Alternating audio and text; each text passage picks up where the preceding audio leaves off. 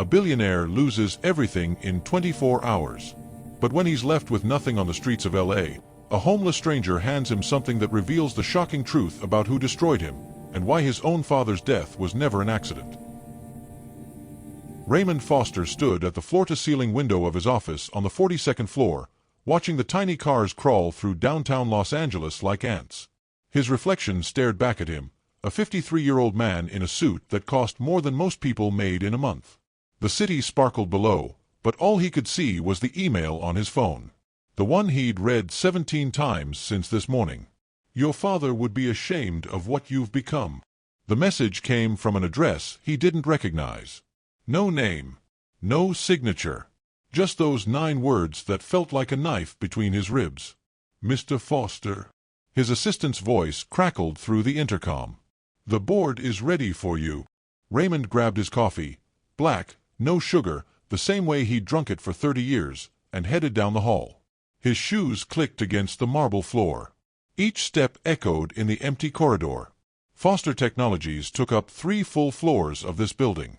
1,500 employees. A company worth $3.2 billion.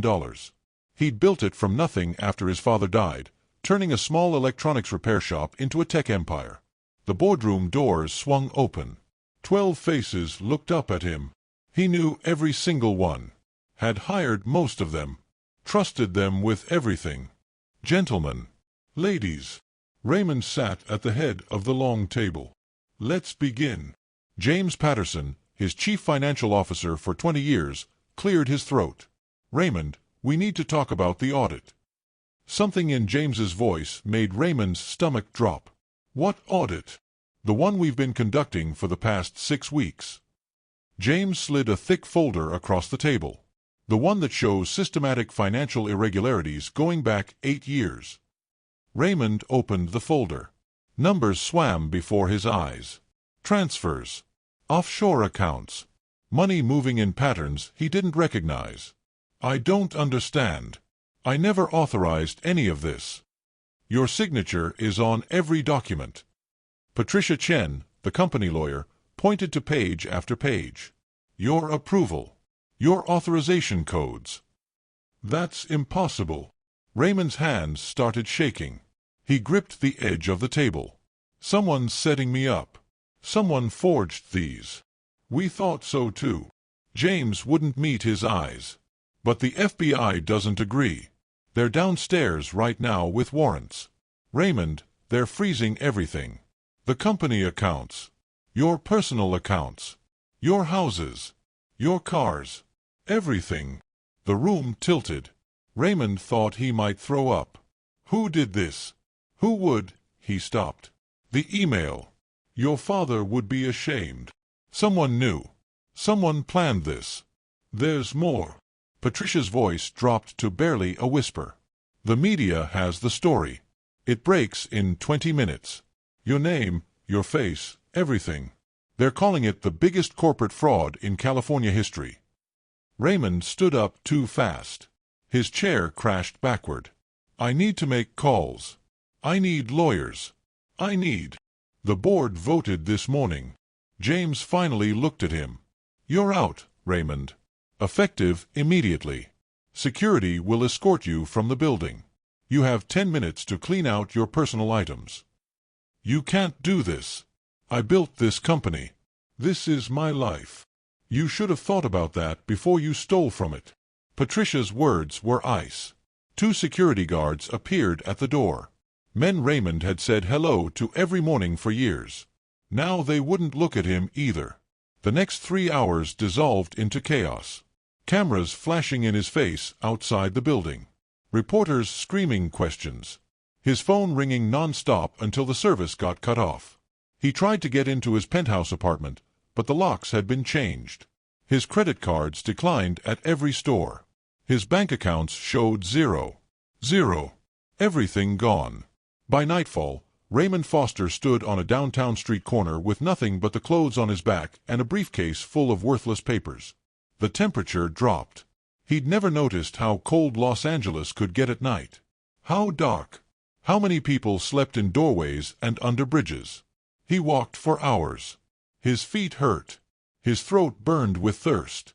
Every face that passed looked at him like he was invisible. "Hey!" A voice called out from an alley. "You looking for a spot?" Raymond turned. A man sat against a brick wall, wrapped in a dirty blanket. Black. Maybe 60 years old. Deep lines carved into his face like rivers on a map. "I don't," Raymond's voice cracked. "I don't know what I'm looking for." "You're looking for a place to sleep before the cops come through and roust everybody." The man patted the ground next to him. "Name's Travis. You can share this spot tonight. Wind doesn't hit so hard here." Raymond looked down at his $3,000 suit, looked at Travis in his torn jacket and broken shoes. Something inside him crumbled. He sat down. The concrete was cold and hard through his pants. "I'm Raymond." "You new to this, Raymond?" "I can tell. You still smell like aftershave." Travis pulled out half a sandwich wrapped in napkins. "Here. You look like you haven't eaten. I can't take your food." "You can. And you will. Because out here, we help each other. That's the only rule that matters." Raymond took the sandwich. His hands trembled so badly he almost dropped it. The bread was dry. The meat was probably a day old. It was the best thing he'd ever tasted. "Thank you," he whispered. "Don't mention it." Travis stretched out his legs. "So what's your story? What brought a man in an expensive suit to sleep on concrete?" Raymond opened his mouth, closed it, opened it again. "I lost everything. Everything I spent my whole life building. And I don't know if I deserved to lose it or not." Travis nodded slowly. "Yeah, I know that feeling." He was quiet for a long moment. "You know what's funny? I used to know a man who wore suits like that. Long time ago. He was kind though. Really kind. Gave me a job when nobody else would. Believed in me." Travis's eyes got distant. "Wonder what happened to him. What was his name?" "Foster. Edward Foster. Owned a little repair shop on 5th Street. Travis smiled at the memory. "Best man I ever knew." Raymond's breath caught in his throat. His vision blurred. "That was my father." Travis's head snapped around. His eyes went wide. "No.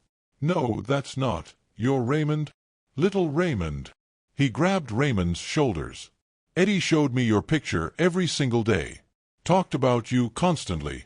My boy Raymond's gonna be something special. My boy Raymond's gonna change the world." Tears ran down Raymond's face. He couldn't stop them. Didn't try. He died 25 years ago. Heart attack. I was 28. I took over the shop and built it into something bigger. Something he never could have imagined. Raymond's voice broke. "I thought I was honoring him. I thought I was making him proud. What happened? I don't know. Someone destroyed me. Took everything. Made it look like I stole millions. And maybe," Raymond pressed his palms against his eyes, "maybe I did get greedy. Maybe I did forget what mattered. Maybe I deserved this." Travis didn't say anything for a long time. Traffic hummed in the distance. Sirens wailed somewhere far away. The city kept moving like nothing had changed. "Your father gave me something once." Travis's voice was soft. "Something important. He made me promise to keep it safe. To give it to you if I ever found you." He reached into his jacket and pulled out a small metal box, dented and scratched. "I've been carrying this for 25 years. Never thought I'd actually get to keep my promise." Raymond stared at the box. His heart hammered in his chest. "Open it." If this story is touching your heart, please hit that subscribe button and give us a thumbs up. Your support helps these stories reach people who need to hear them. Thank you for being part of this community. Raymond's hands shook as he took the box from Travis. The metal was cold. Worn smooth in some places. Rusty in others. He could barely see it in the dim light from a street lamp half a block away. "Go on," Travis said quietly. "Open it." The lid creaked. Inside, wrapped in old newspaper, was a pocket watch. Raymond lifted it out carefully. Gold. Tarnished but still beautiful. He pressed the release and the cover popped open. The face was cracked, but the hand still pointed to 3:47. The exact time his father died. He'd stopped the watch himself that day at the hospital. Couldn't bear to let it keep ticking when his father's heart had stopped. "How do you have this?" Raymond's voice came out as a whisper. "I buried this with him. Put it in his suit pocket myself before they closed the casket." Travis looked down at his hands. "I need to tell you something. Something I should have told someone 25 years ago, but I was too scared. Too ashamed." Raymond waited.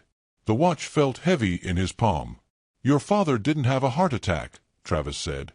"I mean he did, but not the way you think." He took a shaky breath. "Two men came to the shop that day. Said Eddie owed them money. Protection money. He told them to leave. Said he'd never pay criminals a single cent." Travis's voice cracked. "They beat him. Beat him bad. I was in the back room. Heard the whole thing. And I hid. I was too scared to help him. Too scared to even call the police until after they left." Raymond couldn't breathe. The world spun. "When I came out, Eddie was on the floor, holding his chest. I called 911, but I knew he wasn't going to make it." Tears streamed down Travis's face. "He looked at me and said, 'Take care of my boy.' Then he pulled this watch out of his pocket. Made me promise to give it to you. To tell you the truth someday. But when you came to the shop after the funeral, you looked so young. So destroyed. I couldn't do it. I took the watch from his body before they came. Kept it all these years. Kept waiting for the right time to find you and explain." Raymond stood up. He couldn't sit anymore. His legs moved without permission. He walked in circles on the sidewalk. The watch clutched in his fist. "Why didn't you tell the police? Those men murdered him. They should have gone to prison." I know. Travis's whole body shook. "But I was scared. I had a record. Drug possession from when I was young. I thought they'd blame me. Thought they wouldn't believe me. So I stayed quiet. And it ate me alive. Every single day for 25 years. He looked up at Raymond. "After that, I couldn't work. Couldn't sleep. Started drinking. Lost everything. Ended up here.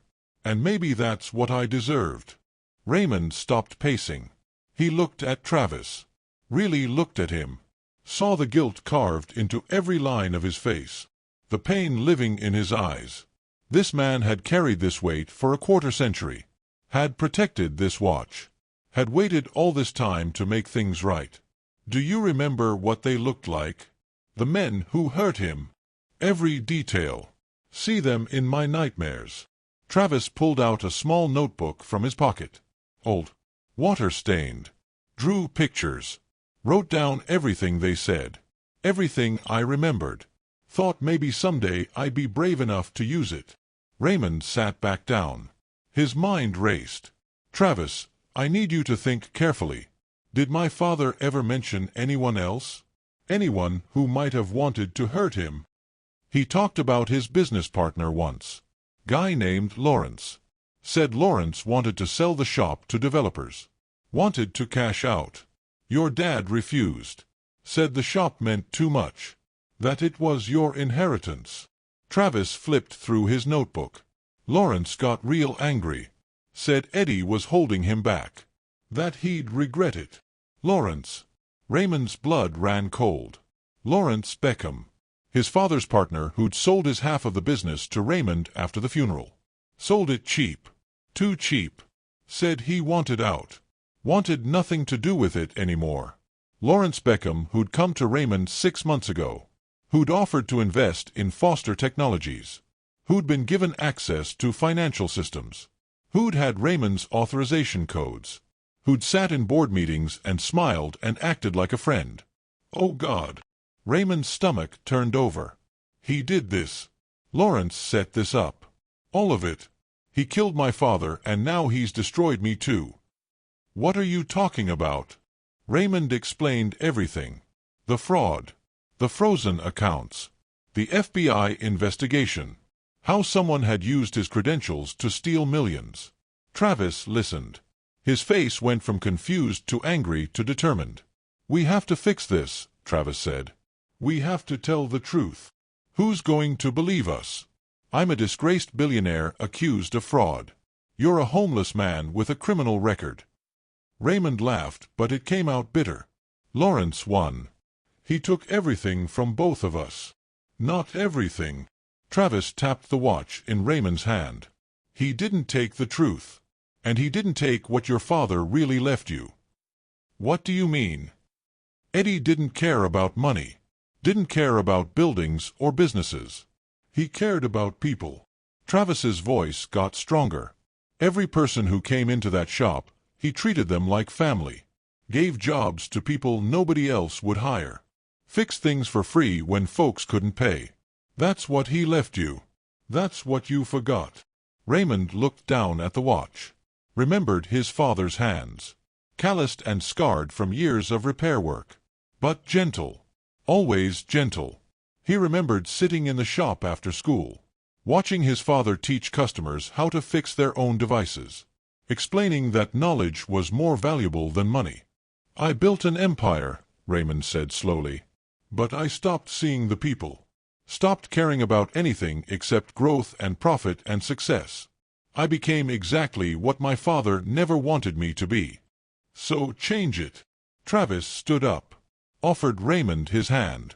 "Come on. We're going to the FBI field office. Right now. I'm going to tell them everything. About your father. About Lawrence. About what really happened 25 years ago. They won't believe you. Maybe not. But I'm going to try. Because that's what Eddie would have done. He would have stood up. Even when he was scared." Raymond took Travis's hand. Let himself be pulled to his feet. The watch pressed against his palm. Still stopped at 3:47. The moment everything changed. The moment his father's heart stopped but his legacy kept beating. They walked through downtown Los Angeles. A disgraced billionaire and a homeless veteran. Side by side. The streets were empty now. Almost midnight. Their footsteps echoed off buildings that touched the sky. "Travis," Raymond said, "why did you help me tonight? You didn't know who I was. I was just another guy who'd lost everything." Travis smiled. "Your father taught me something. He said we're all one bad day away from losing it all. One bad choice. One bad break. And when that happens, the only thing that matters is whether someone's there to catch you." He looked at Raymond. "You needed catching tonight. Simple as that." The FBI field office was closed.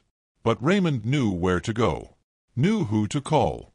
He used Travis's old cell phone, a flip phone held together with duct tape, to dial a number he'd memorized years ago. His college roommate. Now an FBI agent. "Hello." A sleepy voice answered. "Jack, it's Raymond Foster. I need help. I need you to listen to everything I'm about to tell you. And I need you to trust me one more time." It took 3 hours. Sitting in an all-night diner with Jack and 2 other agents. Travis told his story. Showed his notebook. Drew the faces of the men from memory. Raymond explained about Lawrence. About the timing. About the access codes. The agents made calls. Pulled files. Ran searches. At 4 a.m., one of the agents looked up from her laptop. "We found them." The 2 men Travis described. Both worked as enforcers for a real estate development company in the 90s. A company owned by Lawrence Beckham. Jack leaned forward. "And we've been looking at the Foster Technologies fraud wrong. The money didn't disappear. It got moved. Transferred to shell companies. We can trace it. We can prove Raymond didn't do this." "How long?" Raymond asked. "To clear you. Maybe a week. Maybe 2. We need warrants. Need to build a case." Jack put his hand on Raymond's shoulder. "But you're going to be okay. The truth is going to come out." Raymond nodded. He should have felt relieved. Should have felt vindicated. But all he felt was tired. So tired. "What happens now?" Travis asked. "Now we wait," Jack said. Both of you need to stay available. Stay in touch. They left the FBI office as the sun came up. The city looked different in the early morning light. Softer. More honest. Raymond still had nothing. No money. No home. No company. But standing next to Travis, watching the sunrise paint the buildings gold, he realized he had something more valuable. He had the truth. "Come on," Raymond said. "Let's get breakfast." "My treat." He paused. "Well, your treat since I don't have any money. But someday I'll pay you back." Travis laughed. Actually laughed. "Deal." They found a soup kitchen 6 blocks away. Stood in line with dozens of other people. People Raymond would have walked past a week ago. Would have ignored. Now he saw their faces. Their stories. Their humanity. A woman with 3 kids. A man who'd lost his job. A teenager who'd run away from home. All of them just trying to survive another day. Raymond ate scrambled eggs and toast. Drank coffee from a paper cup. It tasted better than anything he'd had at his fancy restaurants. "What are you going to do?" Travis asked. "When they clear your name. When you get everything back." Raymond thought about it. Thought about his father's shop. About Travis carrying a watch for 25 years. About sleeping on cold concrete and feeling invisible. "I'm going to start over. Build something different.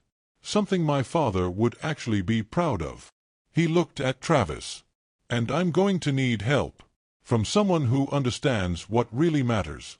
Someone who knows what it's like to lose everything and keep going anyway." "You offering me a job?" "I'm offering you a partnership." Raymond held out his hand. "Whatever I build next, we build it together. What do you say?" Travis stared at Raymond's hand. Tears welled up in his eyes. "Eddie was right about you. Said you'd be something special someday. Said you had his heart." They shook hands. 2 men from completely different worlds. Connected by loss. Connected by truth. Connected by a father who'd believed in second chances. 3 weeks later, Lawrence Beckham was arrested. The evidence was overwhelming. The fraud. The murder conspiracy from 25 years ago. Everything. Raymond's name was cleared. His accounts unfrozen. His reputation restored.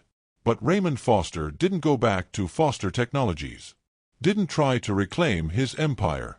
Instead, he sold everything. Used the money to start something new. A non-profit organization that helped people experiencing homelessness get job training. Get housing. Get second chances. He called it Foster's Legacy. Travis ran it with him. Hired people nobody else would hire. Treated everyone like family. Just like Edward Foster had done in his little repair shop all those years ago. Raymond kept the pocket watch. Never fixed it. Left it stopped at 3:47. A reminder that endings can also be beginnings. That losing everything can teach you what really matters. That the wealth you build with your hands means nothing compared to the wealth you build with your heart. On the anniversary of his father's death, Raymond stood at the grave. Travis beside him. He finally had words. Finally knew what to say. "I understand now, Dad. Took me 30 years and losing everything, but I finally understand. It was never about the money. Never about the success. It was always about the people. Always about showing up for each other when everything falls apart." He placed flowers on the stone. "I'm sorry it took me so long to figure it out. But I promise I'll spend the rest of my life getting it right." Travis put his hand on Raymond's shoulder. "He knows. Wherever he is, Eddie knows. And he's proud of you." They walked away from the cemetery together. The sun setting behind them. Casting long shadows. But for the first time in 25 years, neither man felt like he was walking in darkness. They had found their way home. Thank you so much for watching until the end.